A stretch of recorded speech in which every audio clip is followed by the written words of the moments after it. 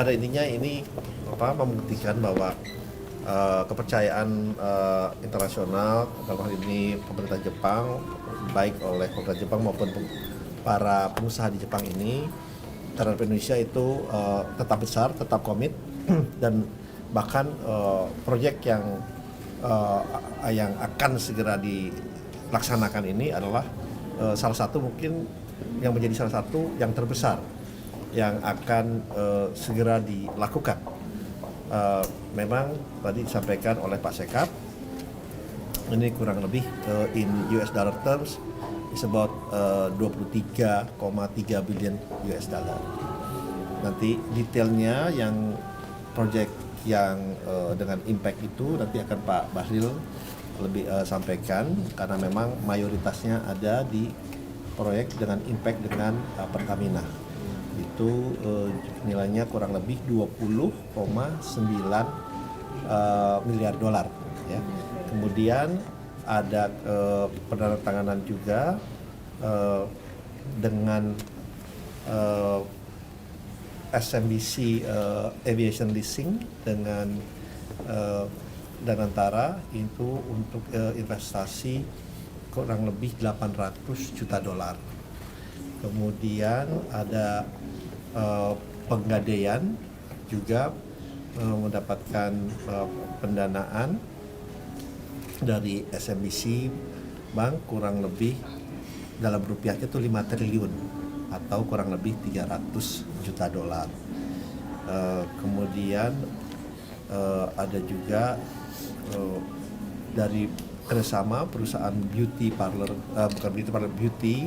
kecantikan estetika itu dari perusahaan namanya Two Way dengan perusahaan di Indonesia untuk investasi Indonesia nilainya juga 500 juta dolar dan investasi di plasma darah juga nilainya itu 1 billion US dollar. Jadi ini untuk plasma darah adalah investasi kedua setelah SK Plasma dari Korea.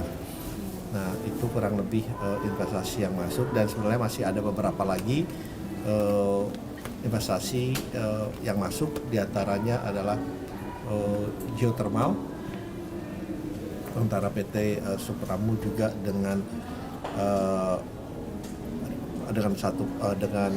Sumitomo kalau nggak salah, itu juga tadi disepakati juga untuk investasinya untuk expansionnya gitu ya.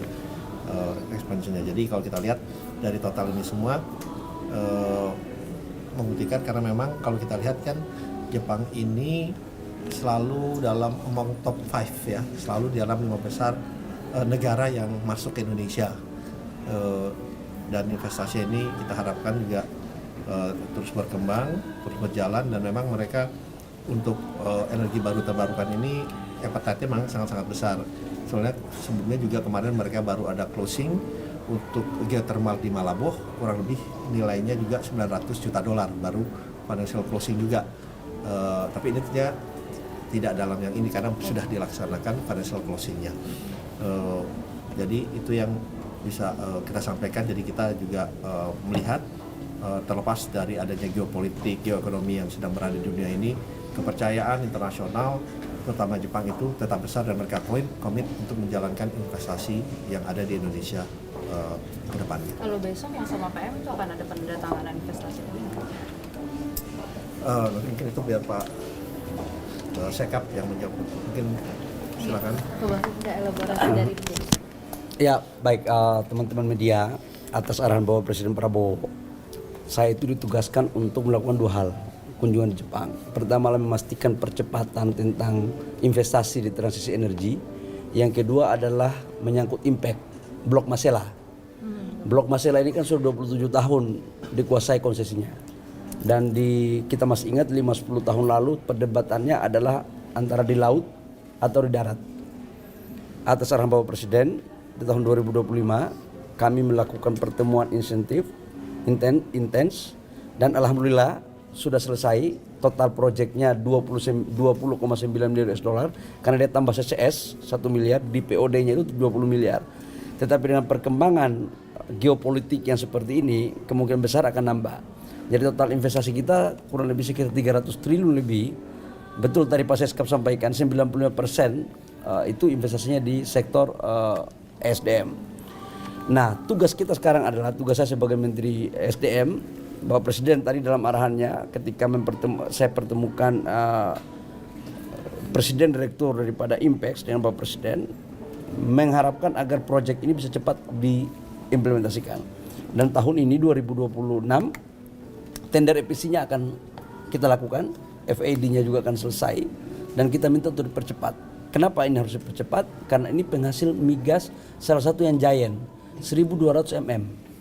Kalau ini mampu kita lakukan, maka ketahanan energi kita di sektor migas itu akan semakin kuat dan sekaligus menjadikan Indonesia sebagai salah satu pemain gas di dunia.